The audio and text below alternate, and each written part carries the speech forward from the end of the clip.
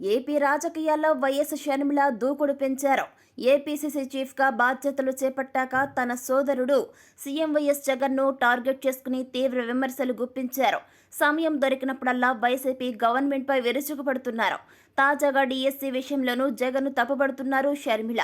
23,000 ఉద్యోగాలతో mega DSC వేస్తామని చెప్పి ఇప్పుడు కేవలం 6,000 ఉద్యోగాలతో దగా డీఎస్సీ వేస్తారా అని విమర్శించారు.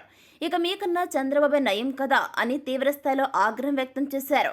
మెగా డీఎస్సీ వెయ్యాలన్న డిమాండ్తో చలో సెక్రటేరియట్కు షర్మిల పిలుపునిచ్చారు. కానీ ఆమెను వెళ్లనీయకుండా పోలీసులు అడ్డుకున్నారు.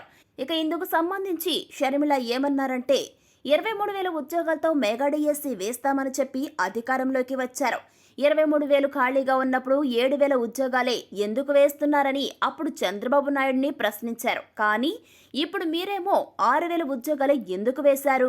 మరి మీకంటే చంద్రబాబు నాయుడే మేలు కదా, మీకంటే చంద్రబాబు నాయుడే ఎక్కువ ఉద్యోగాలు ఇచ్చారు, ఆయన కంటే ఘోరమని మిమ్మల్ని మీరే నిరూపించారు. మాట తప్పం మడమ తిప్పం అన్నవారు ఇప్పుడు మాటను మడత పెట్టారు.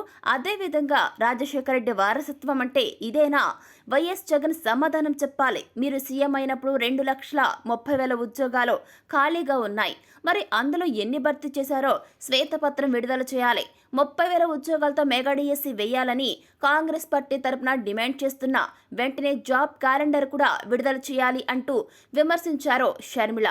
ఇక ఉద్యోగ నోటిఫికేషన్లు రాకపోవడంతో ఏటా 500 మంది డిగ్రీ, పీజీ చేసిన నిరుద్యోగులు చనిపోతున్నారని చెప్పారు షర్మిల. బతుకు మీద ఆశలేకి వారంతా ఆత్మహత్యలు చేసుకుంటున్నారని మండిపడ్డారు. అవి ఆత్మహత్యలు కాదు, ప్రభుత్వం చేసిన హత్యలని విరుచుకుపడ్డారు ఏపీసీసీ చీఫ్. ఇక నిరుద్యోగంపై నిరసన వ్యక్తం చేసే స్వేచ్ఛ కూడా ఇక్కడ లేదా? ఇదేమైనా ఆఫ్ఘనిస్తానా? మీరేమైనా తాలిబాన్లా అని తీవ్ర స్థాయిలో విమర్శలు గుప్పించారు షర్మిల.